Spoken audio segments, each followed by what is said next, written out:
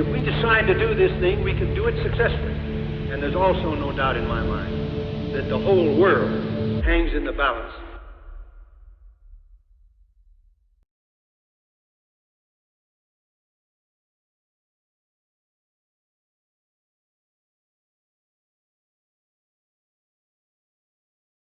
Hello, it's an honor to be invited as a guest to speak to you on behalf of the General George Marshall Foundation. Today I have a special story, an untold story largely, about World War II baseball. So thank you very much. It's a real honor to be here today. I'm here to talk about a book I wrote, The Cloudbuster Nine, which involves my father during World War II and some of the greatest baseball players who ever lived. So talking about George Marshall, I didn't know much about his history with baseball. Apparently he wasn't a huge baseball player, but of course he loved the game. And I was able to secure a few pictures of him. Here's one with General Marshall with Connie Mack at a Philadelphia Athletics and Brooklyn Dodgers exhibition game in 1949. And I love this one. It is in Sun Valley, just men relaxing. This is after World War II, but of course, you know, he loved baseball. And again, he wasn't someone who made headlines in that regard, but I did discover something really interesting. About a year before the green light letter, he actually sent this correspondence over to the morale department, really encouraging more baseball during the war to lift spirits and to gain financial backing for equipment and so forth. And of course, this leads to a year later, the signing of the green light letter. And then there you see Roosevelt throwing the first pitch at a game. So again, Marshall did have a part of this, or at least in the background for baseball. So my book, The Cloudbuster Nine, really focuses on how sports were used as training for a small Navy fighter pilot training school during World War II. It was part of the V5 program. My grandfather, who had attended the Naval Academy, he was actually the commander of this small base in Chapel Hill, North Carolina. And I'll tell you about how I discovered this here. My dad is the little boy. He's about 10 years old, and he served as the batboy and the mascot for the Navy. He's pictured with Ted Williams and Johnny Pesky, two of the most famous baseball players of all time. And they happened to be his friends, his coaches, his babysitters during World War II. My family always knew about this story. In fact, as you might relate, this picture was hanging on the wall of our house in North Carolina for 50 years. But it wasn't until my father died in 2014 when I started opening scrapbooks to write his obituary and to talk a little bit about his baseball career. He was one of the first All-Americans at UNC in Chapel Hill. And then he pitched for the Durham Bulls, and he played for a few years with the Detroit Tigers system. But he quit, and we never really knew why. But what I did know was this childhood experiences really was one of the highlights of his life. So here's my father again. Again, the evening he died, I went down, opened a scrapbook, and see him there with Buddy Hassett, John Sain, Don Kepler, who was the head baseball coach, as well as the head survival guide at the school, with one of his favorite students and friends, Ted Williams, obviously, you know, great outdoorsman, hunter, fisher, baseball player, and then Johnny Pesky. So again, when you see your father front and center with heroes, war heroes, baseball heroes like this, you get really intrigued, and you know, you want to honor his legacy. And that's what I did at the funeral. I told this story.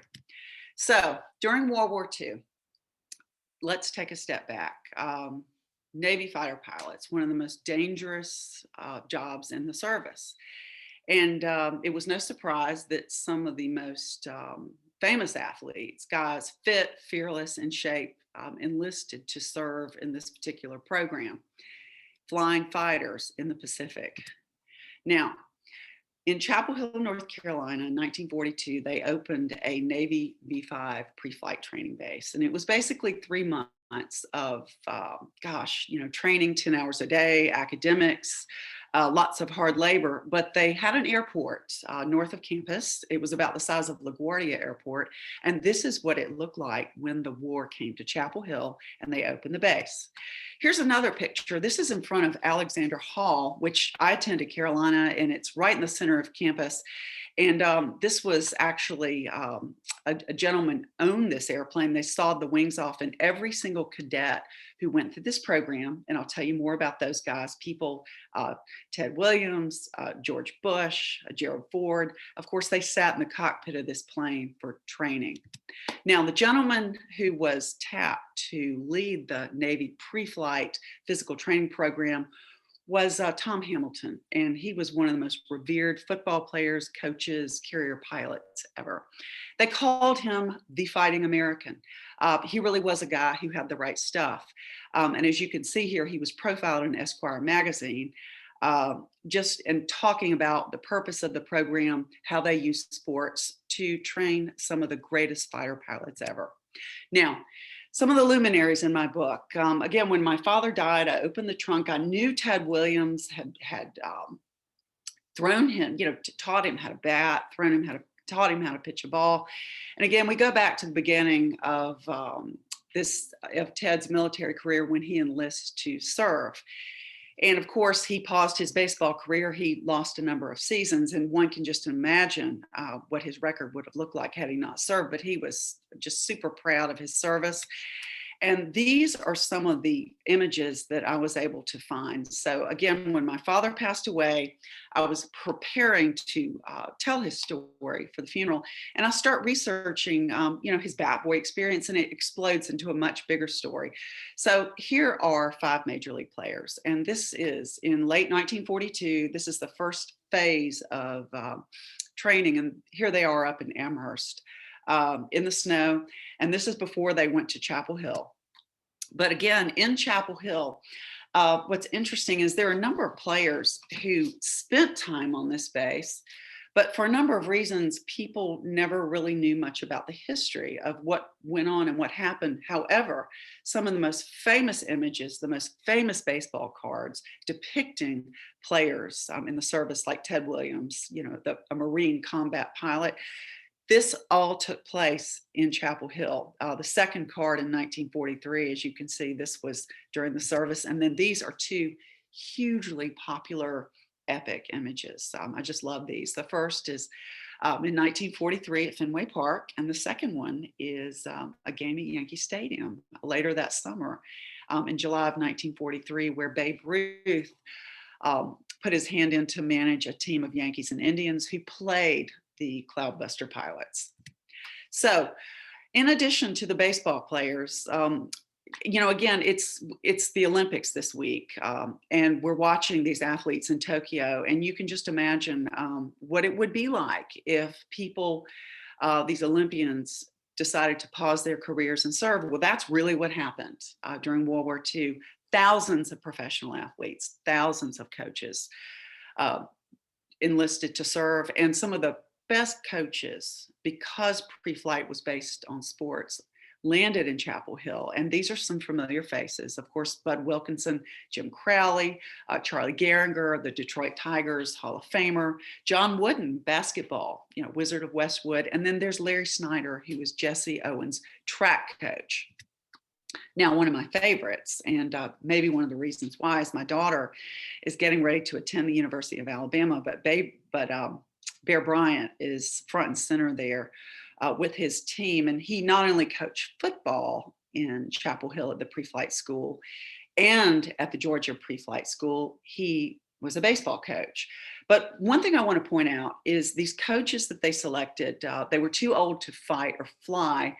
And I believe Bear Bryant was about 28 years old, but they had to be able to do the training and compete with these young men who were teenagers in their early 20s, and they got out on the field.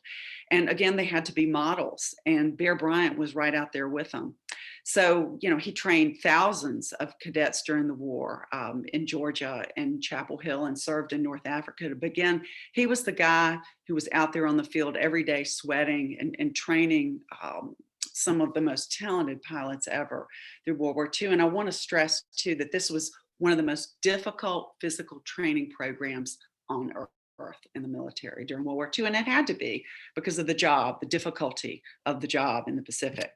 Now, I have interviewed some of these surviving cadets. They're all in their 90s, and they all tell me, oh yeah, there were ambulances parked all around base because guys died, they broke their back, they got their teeth knocked out, but it was all part of this intensive training every day. Boxing, and I'm going to show you more pictures there, football, basketball, baseball, restyled combat style, military track, overnights in the woods. But again, there were lots of accidents.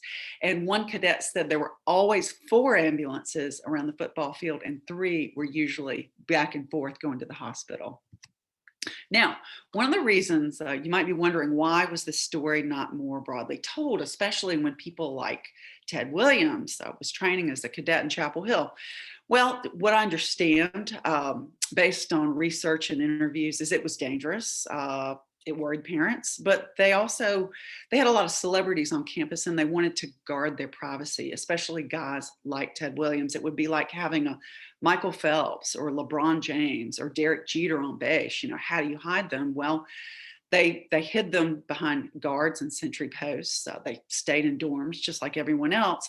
But what they did do, they blocked access to most of the reporters, but the Navy filmed and captured everything. And luckily, when I got into those trunks and when I went back to Carolina to look at the records and thousands of images, they had been there for almost 80 years.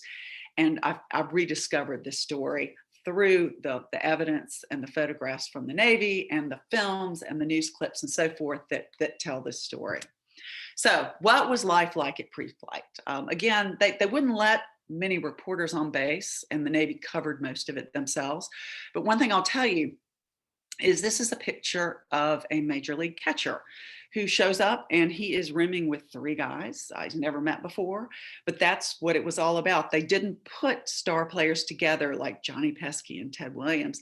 They mixed the guys up with people they'd never met before, because they had to be really serious about training. I mean, this was life and death, and they wanted to graduate to the next level of training to get behind the controls of fighters. Now, here's some of the work they did. They call this a German wheel. And one thing I understand is the cadets actually soldered these together from scrap metal on the base, because rationing, of course, was so serious. And then here is a picture by an artist. His name was Don Freeman. He was a famous children's book illustrator, if you've ever heard of Corduroy the Bear. But the pre-flight, the Navy brought him down to Chapel Hill to illustrate what he saw on these training fields. These guys were in fabulous shape. Don't need to mention that. This is just a routine exercise out at the football field at Carolina. Here's another picture. I mean, you can just look. They had to be perfect physical specimens to do their jobs, flying fighters in the Pacific. And then here's some of the other work. It was grunt work, and I believe it's possible that George Bush is in this picture. He was there around this time, but they did a lot of ditch digging. They grew their own vegetables in victory gardens. They paved roads. They built bridges. They chopped down timber in the forest to build furniture. But again, they got up at 5 o'clock in the morning. They trained on athletic fields all day, and then they did the dirty work. And to this day, the drains that they installed right here are under Fenway Golf Course near the University of North Carolina at Chapel Hill.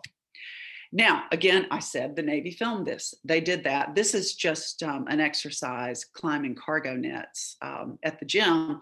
Now, I want to mention one of the reasons Chapel Hill was picked to host a pre-flight base is because they had the pools, they had the sports fields. It was move-in ready. I mean, the Navy could come in with 2,000 cadets at once, and the officers, and just take over the dorms and use the facilities, because a lot of colleges, they didn't have pools like this. But again, Chapel Hill had everything already on site, so they were able to ramp up really quickly. Here's another beautiful illustration, and this is one of the early views of what they call the Dilbert Dunker. Again, these are up at the Navy Yard Museum in Washington, D.C. And when I started writing my book, they had just released these to the public. Now, some of the famous people who came through Chapel Hill to motivate and inspire cadets. There's Jack Dempsey. He carried a pistol in his pocket. Bear Bryant, of course, he's one of my favorite figures, but he was there for a long, almost throughout the war, on and off between Africa and Georgia. But there he's pictured with some famous football players and coaches. And of course, there's John Wooden, Frank McGuire, a household name in North Carolina basketball. Here's another great picture that I got from Wooden's biographer. And by the way, they beat Duke handily, the Navy pre-flight team, because again, just remember, they had some of the best athletes in the country training on the Navy pre-flight teams. Now, John Glenn was another Navy pre-flight cadet. Now, he was stationed up at the Iowa base. Again, there were 5 stations: Chapel Hill, Georgia, St. Mary's, Del Monte, and Iowa. And there he is with a gentleman I interviewed a couple years ago. His name is Jerry Holland. He became an admiral in the Navy, but as a child, John Glenn took him under his wing and he nicknamed him Admiral at age 8, 9 years old. So that was destiny in the making. Here's another great picture of John Glenn, who was also a Navy recruiter for the V5. And one thing I read, and I want to stress, because this really gets back to General Marshall's view, his core values. When they recruited, they looked for humble guys. They looked for honest guys. They didn't look for guys who strutted in and bragged. They wanted the people who were team players. And John Glenn actually was shadowed by Esquire magazine, and they used the term "the right stuff." So they were looking for guys with all these wonderful values and strong character traits, and guys that were willing to do what they needed to do to help the larger team. Now, President Ford, Gerald Ford, was, I believe he coached swimming, boxing, and football at Carolina when he was there at the pre-flight school. George Bush, here he is. He was actually a star soccer player. Now, one thing I'll mention is there have been mentionings of Navy pre-flight with Ted Williams and George Bush. They were actually not on campus at the same time. Now, George Bush trained from August to October of 1942. And then Ted Williams came later in 43, which I'm going to tell you about later. But had they converged at the same time, I'm sure George Bush would have been on that baseball team, probably playing first base. Here's another picture of the soccer team. Jerry Coleman is another famous pre-flight cadet baseball player. So again, as I did research, wrote the book, some names are bubbling up from all the 5 campuses. And again, I'll tell you more about that later. Now, let's get to the baseball. My dad is the kid crouched in the middle. Almost every guy on this squad played for a major league team. So you think about that. Chapel Hill, throughout the war, inherited about 24 major league players, and they represented every team from the Boston Red Sox to the Cleveland Indians. So again, and the New York Yankees, of course. And that's when I got into writing the book, I started singling them out. And at the very back, I do something that looks like a trading card where I showed the cadet, I showed the teams they played for, I showed a little bit about their war service, but I also was able to identify where they lived in Chapel Hill, the dorm, who they lived with, and so forth. So this is early on. Ted's looking a little happier, and Johnny Pesky's always smiling, but it was a grueling training course. And this is Buddy Grimp, Joe Coleman, Johnny Pesky, Ted Williams, and John Sain in the dugout at Carolina. Here's another picture. It's hot down there. I believe this was taken around June of 1943. But again, the field was really torn up. They were out there, 10, 12 hours a day. They not only played baseball on the field, they ran and they played some football. So they really tore the grass up. And then there's my dad at the very bottom. Of course, when he passed away, I'm from a small town, Hickory, North Carolina. We put these pictures out on a table with some signed autographed baseballs and scrapbooks. And there he was with the greatest players who ever lived. And I believe this image may be housed up at the Hall of Fame. And there's one kid who's actually still alive, and he's the child in the long pants without a shirt. And I interviewed him, and he basically told me that at pre-flight, the kids, the officers' kids, who were the bat boys, and kids around town would get on their bicycles, and they would go around campus, and they would watch the famous Golden Glove boxers training. They watched the famous baseball players, the famous football players. I mean, Jim Crowley out there and Bear Bryant coaching the Navy pre-flight football team. So it was sort of like, trading cards coming to life as they rode their bicycles from sporting venue to sporting venue. And of course, remember, it's sports for war training to get the pilots in tip-top shape to advance to the next level of training. Now, here's some Hall of Famers, and these are just some of the beautiful photographs that the Navy took. That's Charlie Gehringer there in the middle. But again, it's really important that you know that this story, I believe, was not fully told until a few years ago, because these images had been in the archives for decades. Here's another beautiful image. This is, I believe, Vic Bradford, and he was played, I think, for the New York Giants. And then this is just what practice looked like. I was able to find the last living pitcher. Sadly, Ivan Flesser died just a couple years ago. But when he was 96, I flew up to his little town in Marshall, Michigan, and he told me what it was like to be on the field every day with Ted Williams, Johnny Pesky, all these famous major league players. But he said, we trained combat style, so it was rough, and it was not your typical coaching or training like you would normally see on a baseball field. It was strength and reflexes and so forth. And then, of course, competition was really the lifeblood of this base.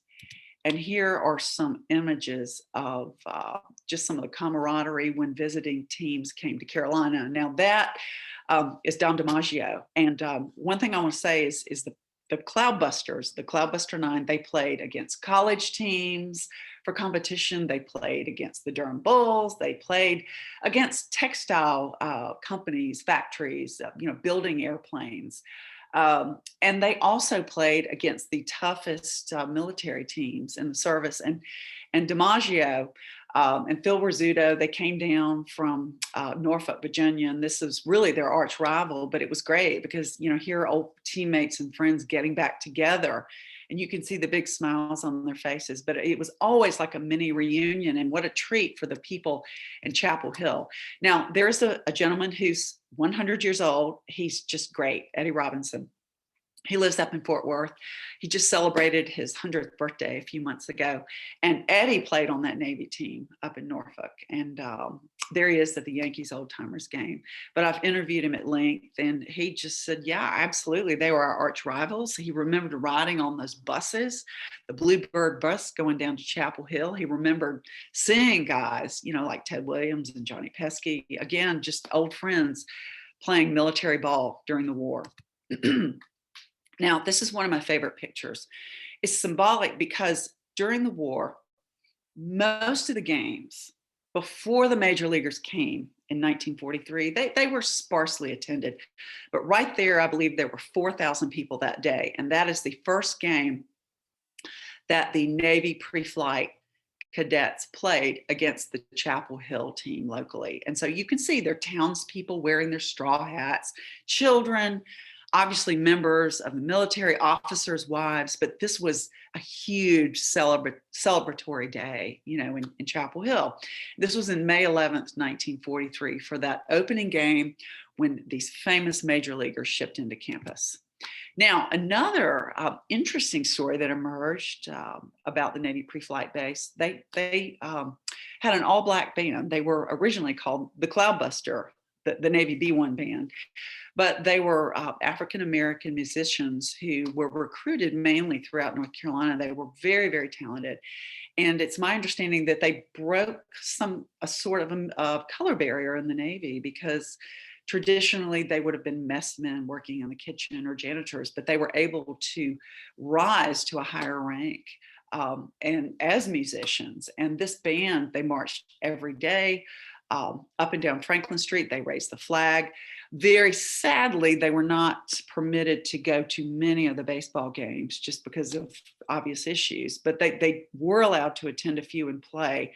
But again, they actually became one of the largest bands in the Pacific, because after the war, toward the end of the war, they were shipped out to Hawaii and they were rebranded under a new name.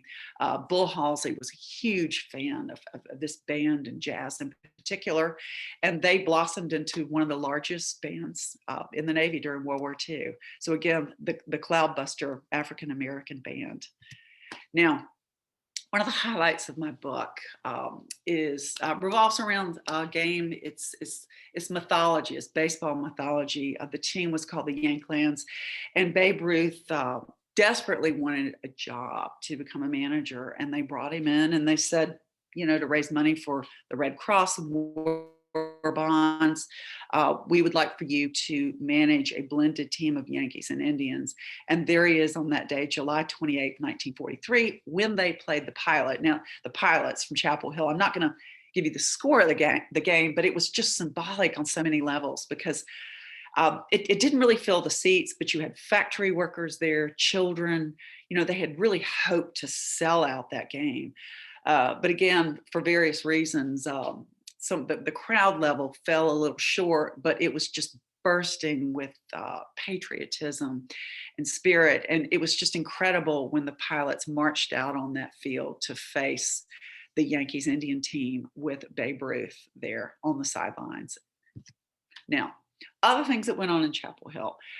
We've talked so much about the baseball, but again, this was sports for war training, and boxing was huge, hand-to-hand combat. Of course, to defend yourself if you were captured by the enemy or held as a prisoner of war. But these guys, they got everything in perfect tune physically. And Ted Williams, of course, became one of the most talented or revered boxers on base. He picked it up very quickly, which is no surprise. But there he is with his group of major league players learning how to box with Johnny Pesky. And hand-to-hand combat, I love this picture because, of course, I went to Carolina, and we would not have seen anything like this in the late 80s going on in the middle of campus, but this is what it looked like. That is Don George. He was a world champion wrestler, and he was recruited and came in to train the Pilots. And there he is, just at work in the middle of campus. Now, they also learned way beyond sports. I mean, they hit the books pretty hard. They learned, they had a pretty heavy academic course load. And here, I believe this was maybe a physics or a theory of flight class. And interestingly, during the war, they had airplanes hanging from the ceilings of the various classrooms. But again, it's my understanding that Ted Williams really mastered some of these, his understanding of physics and so forth at pre-flight school, where he was tutored by his roommate. And I heard that because his former roommates, Donald Pletz, his daughter, explained that her father helped tutor Williams just to understand, the basics and the physics. And of course, now we have the science of hitting. So maybe there is a correlation there. But again, that's what the classrooms looked like in Chapel Hill during the war. And then another thing that was really exciting was the survival school. Again, it was tough. I heard a rumor that these guys actually hiked to Fayetteville, North Carolina. I'm not sure I believe that. But I do know that they had routine 21-mile hikes during summer heat waves. But this was all about learning to survive if you crash down the Pacific. I mean, what do? You're alone on an island. You have to survive. And that's what they learned here in Chapel Hill. It was formative. So this is one of my favorite pictures. It's Ted Williams with Don Kepler, who was one of the baseball coaches at Penn State, but he was also a master fisherman, a hunter. He won awards just for his marksmanship. He shot bears. Again, he was revered as an outdoorsman, and he really bonded with Ted Williams. And so I do know that they kept in touch for life. I've seen pictures of some of the letters that Kepler's children have generously shared with me, but it just showed that bond, that deep bond. It was sort of like father and son. You see it there. So again, Kepler was a baseball coach at Navy pre-flight, but he taught Ted Williams a lot about fishing and hunting during the survival school. Now, another great picture They look kind of like Brad Pitt there. Those are identical twins. It's the Craighead twins.